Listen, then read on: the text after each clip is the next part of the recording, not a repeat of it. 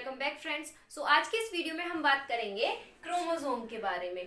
Chromosome क्या होता है, उसकी डेफिनेशन, इंट्रोडक्शन जानेंगे, कंपोजिशन जानेंगे, कैसे कैसे बना हुआ होता है, क्रोमोसोम्स के टाइप्स के बारे में भी पढ़ेंगे और अलग अलग ऑर्गेनिज्म में या अलग अलग स्पीशीज में कितने क्रोमोसोम्स प्रेजेंट होते हैं ये भी जानेंगे। अगर आपको इस वीडियो से रिलेटेड यानी क्रोमोसोम्स से रिलेटेड नोट्स चाहिए तो आपको उसकी लिंक मेरे डिस्क्रिप्शन बॉक्स में मिल जाएगी। सबसे पहले हम देखते हैं क्रोमोसोम जो वर्ड है इसका क्या मतलब है। तो क्रोमोसोम में क्रोमा यानी कि क्रोमो जो कि एक ग्रीक वर्ड है, ग्रीक वर्ड से लिया गया है जिसका मतलब होता है कलर,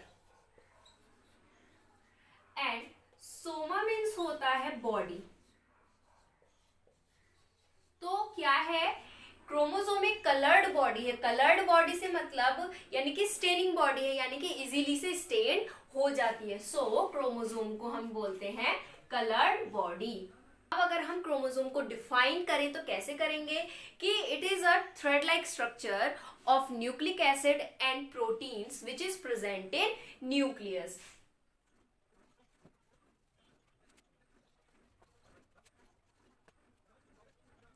तो अब हम ये देखते हैं क्रोमोसोम कहाँ प्रेजेंट होता है। तो कहाँ होता है, न्यूक्लियस के अंदर प्रेजेंट होता है, इनसाइड न्यूक्लियस, यानी कि न्यूक्लियस के अंदर क्रोमोसोम प्रेजेंट होता है।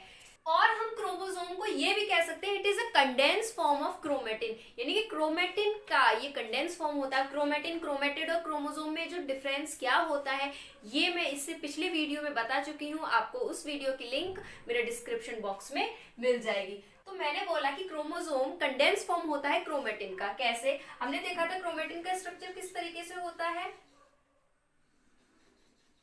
इस तरीके से होता है, यानी कि जो डीएनए होता है वो प्रोटीन को, कौन सी प्रोटीन, हिस्टोन प्रोटीन को रैप करता है, कुछ बीड्स लाइक स्ट्रक्चर बनाता है इस तरीके से। ये है क्रोमेटिन। अब यही क्रोमेटिन कंडेंस होगा कब, ड्यूरिंग सेल साइकिल, जब सेल डिवीजन शुरू होगा उसके दौरान ये क्रोमेटिन कंडेंस होना शुरू हो जाएगा और ये क्रोमोसोम की फॉर्म में आ जाएगा। अगर हम बात करें कंपोजिशन के बारे में, क्रोमोसोम के कंपोजिशन के बारे में, तो केमिकल कंपोजिशन कैसा होता है क्रोमोसोम का। क्रोमोसोम डीएनए और प्रोटीन से मिलके बना हुआ होता है, जैसे कि इसकी डेफिनेशन में भी मैंने बताया। डीएनए एसिडिक नेचर होता है और जो प्रोटीन होता है, प्रोटीन दो तरह का प्रोटीन प्रेजेंट होता है। First one is histone protein and second one is non-histone protein. Histone protein basic होता है नेचर में और कुछ नॉन हिस्टोन प्रोटीन प्रेजेंट होते हैं। इनका कितना रेशो होता है, 10%। तो 10% नॉन हिस्टोन प्रोटीन होते हैं किसमें, क्रोमोसोम में। और अब क्योंकि डीएनए एसिडिक है और जो प्रोटीन प्रेजेंट होती है वो बेसिक होती है, तो अगर हम बात करें ऑल ओवर क्रोमोसोम की वो एसिडिक है या बेसिक है, तो क्रोमोसोम न्यूट्रल होता है क्योंकि एसिड और बेसिक दोनों प्रेजेंट होते हैं। क्रोमोसोम को सबसे पहले सेल डिवीजन के दौरान थ्रेड लाइक स्ट्रक्चर में किसने देखा था, यानी किसने डिस्कवर किया था, तो उनका नाम है ई स्ट्रेसबर्ग 1875 में। और जो क्रोमोसोम टर्म है ये किसने कॉइन किया था, कॉइन्ड बाय, किसने किया था, वॉल्डेयर 1888 में। Now we see the structure of chromosome which is very important to study the chromosome. तो अब हम बात करेंगे क्रोमोसोम के स्ट्रक्चर की। तो क्रोमोसोम कुछ इस तरीके का दिखता है। इसमें दो आर्म्स होती हैं, शॉर्ट आर्म और लॉन्ग आर्म प्रेजेंट होती है। शॉर्ट आर्म को हम पी आर्म भी बोलते हैं और लॉन्ग आर्म को हम क्यू आर्म भी बोलते हैं। पी का क्या मतलब है, पेटाइट, PETITE, और क्यू का क्या मतलब है, QUEUE, जिसका मतलब होता है टेल। के बाद ये जो ब्लैक फिलिंग है इसको बोलते हैं सेंट्रोमियर, जो कि शॉर्ट आर्म और लॉन्ग आर्म को सेपरेट आउट करती है। शॉर्ट आर्म ये, इनको हम सिस्टर क्रोमेटिन भी बोलते हैं। और क्रोमोसोम में जो जेनेटिक मटेरियल प्रेजेंट होता है वो दो फॉर्म में होता है, हेट्रोक्रोमेटिन और दूसरा है यूक्रोमेटिन। हेट्रोक्रोमेटिन क्या है, कंडेंस फॉर्म है। ये कितना कंडेंस फॉर्म आपको दिख रहा है जेनेटिक मटेरियल का, इसको हम बोलते हैं हेट्रोक्रोमेटिन। लूजली पैक्ड जो होते हैं इनको हम बोलते हैं यूक्रोमेटिन। तो यूक्रोमेटिन जो होता है जेनेटिकली एक्टिव होता है, यानी कि कोडिंग पार्ट होता है, ये कोडिंग पार्ट होता है। और जो हेट्रोक्रोमेटिन होता है ये नॉन कोडिंग पार्ट होता है, नॉन कोडिंग। अब टेलोमेयर जो होता है ये क्रोमोसोम के लास्ट में प्रेजेंट होते हैं, यानी कि एंडिंग पॉइंट पे प्रेजेंट होते हैं। इनका वर्क क्या होता है, ये प्रोटेक्शन प्रोवाइड कराते हैं क्रोमोसोम को। उसके बाद सेंट्रोमियर के साइड में काइनेटोकोर प्रेजेंट होता है। काइनेटोकोर का क्या काम होता है, काइनेटोकोर जब सेल डिवाइड होता है तो उस दौरान जो स्पिंडल फाइबर निकलते हैं वो काइनेटोकोर से जाके अटैच होते हैं। किस तरीके से, जब सेल डिवीजन होता है सेल के अंदर तो क्या होता है, क्रोमोसोम जो होते हैं वो सेंटर इक्वेटर पे आ जाते हैं सेल के, तो सेंट्रियोल से स्पिंडल फाइबर्स निकलते हैं वो काइनेटोकोर पे जाके अटैच होते हैं। और काइनेटोकोर से जाके जब अटैच होंगे कि पोल की तरफ अट्रैक्ट करती हैं। तो किस तरीके से,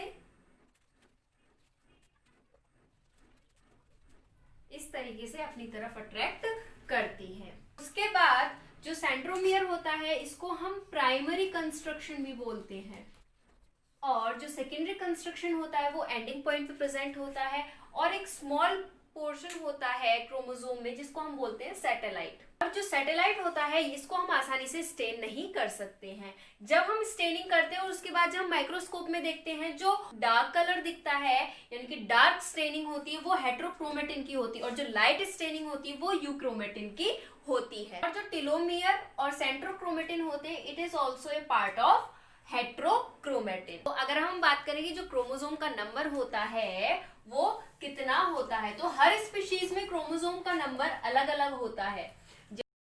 जैसे कि ह्यूमन में टोटल नंबर ऑफ क्रोमोसोम होते हैं 46। ये जो क्रोमोसोम्स होते हैं ये पेयर में प्रेजेंट होते हैं, तो पेयर के हिसाब से 23 पेयर होते हैं ह्यूमन क्रोमोसोम में। यहाँ पर एक आपको टेबल दिख रही होगी, chromosome number in different eukaryotic chromosome. अलग अलग स्पीशीज में अलग अलग क्रोमोसोम्स प्रेजेंट होते हैं। बात करें साइज ऑफ क्रोमोसोम, यानी कि क्रोमोसोम के साइज के बारे में, तो अगर हम बात करें ह्यूमन सेल के बारे में यानी कि ह्यूमन क्रोमोसोम्स के बारे में, तो क्रोमोसोम का जो साइज है वो वेरी करता है। जैसे कि अगर हम इंटरफेस में देखेंगे क्रोमोसोम को तो लॉन्गेस्ट और थिनेस्ट दिखेगी, लेकिन अगर हम इसी क्रोमोसोम को ड्यूरिंग मेटाफेज देखें तो इसके जस्ट अपोजिट यानी कि शॉर्टेस्ट और थिकेस्ट दिखेगी, यानी कि काफी कंडेंस फॉर्म में दिखेगी। तो अगर हमें क्रोमोसोम को माइक्रोस्कोपिकली देखना हो तो हम इजीली देख सकते हैं ड्यूरिंग मेटाफेज, कंपाउंड माइक्रोस्कोप में या लाइट माइक्रोस्कोप में। और अगर जनरली बात करें तो लॉन्गेस्ट क्रोमोसोम कौन सा होता है, लॉन्गेस्ट क्रोमोसोम होता है क्रोमोसोम नंबर 1। और जो शॉर्टेस्ट क्रोमोसोम होता है, शॉर्टेस्ट क्रोमोसोम होता है क्रोमोसोम नंबर 21। जो क्रोमोसोम है उसको 4 पार्ट में डिवाइड किया है सेंट्रोमियर की पोजीशन के अकॉर्डिंग। तो पहला है टिलोसेंट्रिक, दूसरा है एक्रोसेंट्रिक, तीसरा है मेटासेंट्रिक और चौथा है सब मेटासेंट्रिक। तो अगर हम टिलोसेंट्रिक की बात करें तो टिलोसेंट्रिक क्रोमोसोम कुछ इस तरीके से दिखता है, यानी कि जो सेंट्रोमियर होता है वो बिल्कुल एंड पे प्रेजेंट होता है, और इस टाइप का जो क्रोमोसोम होता है जनरली ह्यूमन बीइंग में नहीं होते, यानी कि ह्यूमन सेल में नहीं होता। अब दूसरा अगर हम बात करें एक्रोसेंट्रिक के बारे में तो ये कुछ इस तरीके का होता है, यानी कि जो स्मॉल आर्म होती है वो काफी छोटी होती है और लॉन्ग आर्म जो होती है वो काफी लंबी होती है। तो इस टाइप का जो क्रोमोसोम होता है ह्यूमन सेल में कौन कौन से क्रोमोसोम होते हैं, chromosome number 13, 14, chromosome number 15, chromosome number 21, chromosome number 22 and chromosome number Y, यानी कि क्रोमोसोम Y। तो ये सारे होते हैं एक्रोसेंट्रिक क्रोमोसोम। उसके बाद अगर हम बात करें मेटासेंट्रिक क्रोमोसोम के बारे में तो इसमें जो सेंट्रोमियर होता है वो बिल्कुल बीच में प्रेजेंट होता है। और इस टाइप के क्रोमोसोम कौन कौन से होते हैं? Chromosome number 1, chromosome number 3, 16, 19 and 20। तो ये क्रोमोसोम्स होते हैं ह्यूमन सेल के अंदर मेटासेंट्रिक। अब अगर हम बात करें सब मेटासेंट्रिक के बारे में, तो सब मेटासेंट्रिक में क्या होता है? जो सेंट्रोमियर होता है वो थोड़ा सा सेंटर से ऊपर होता है, यानी कि एग्जैक्टली सेंटर में नहीं होगा, सेंटर से थोड़ा ऊपर की तरफ शिफ्ट होता है। कौन से होते हैं ह्यूमन सेल में? तो क्रोमोसोम नंबर 2, क्रोमोसोम नंबर 4 से लेके 12 तक, और 17 क्रोमोसोम, 18 क्रोमोसोम।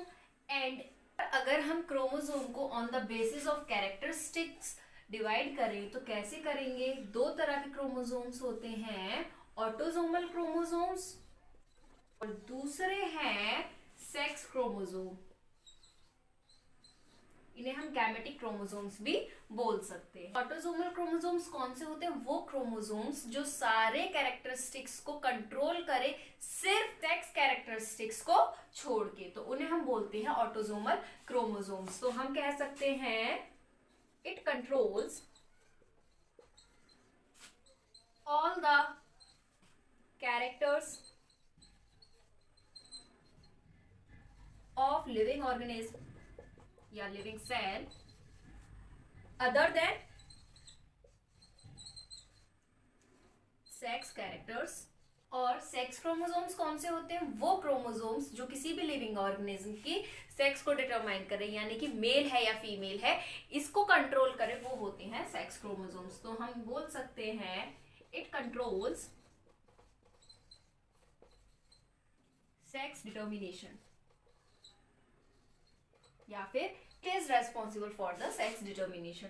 तो ऑटोसोमल क्रोमोसोम्स जो होते हैं ये किस में प्रेजेंट होते हैं, यानी किस तरह की सेल्स में प्रेजेंट होते हैं? ये प्रेजेंट होते हैं सोमेटिक सेल्स में। और जबकि जो सेक्स क्रोमोसोम्स होते हैं वो प्रेजेंट होते हैं गैमेटिक सेल्स में। गैमेटिक सेल्स कौन सी होती हैं? 2 तरह की होती हैं। मेल गैमेटिक सेल को हम बोलते हैं स्पर्म, और फीमेल गैमेटिक सेल को हम बोलते हैं ओवा या फिर एग या फिर ओवम। सेक्स क्रोमोसोम्स कौन कौन से होते हैं? तो ऑटोसोमल क्रोमोसोम, अगर हम ह्यूमन बीइंग की बात करें तो ह्यूमन में और अगर हम ऑटोसोमल क्रोमोसोम्स के नंबर की बात करें, ह्यूमन बीइंग में 22 पेयर्स होते हैं। टोटल 23 होते हैं। 23 में से 22 पेयर्स कौन से होते हैं? ऑटोसोमल क्रोमोसोम्स होते हैं। जबकि जो एक पेयर होता है वो होता है सेक्स क्रोमोसोम का। अब अगला जो पॉइंट है वो ये है कि जो सेक्स क्रोमोसोम होते हैं वो 2 तरह के होते हैं, एक्स क्रोमोसोम और दूसरा वाई क्रोमोसोम। तो ये क्रोमोसोम कैसे डिटरमाइन करेंगे ह्यूमन के अंदर कि मेल है या फीमेल है? तो अगर एक्स क्रोमोसोम है पेयर में तो इसका मतलब है फीमेल, और अगर एक्स वाई है तो इसका मतलब है मेल। तो इस तरीके से सेक्स क्रोमोसोम सेक्स को डिटरमाइन करते हैं। तो ये थी आज की वीडियो जिसमें कि हमने क्रोमोसोम्स के बारे में पढ़ा। अगर आपको ये वीडियो पसंद आई हो तो शेयर करें अपने फ्रेंड्स के साथ और सब्सक्राइब करें मेरा channel and please hit the like button.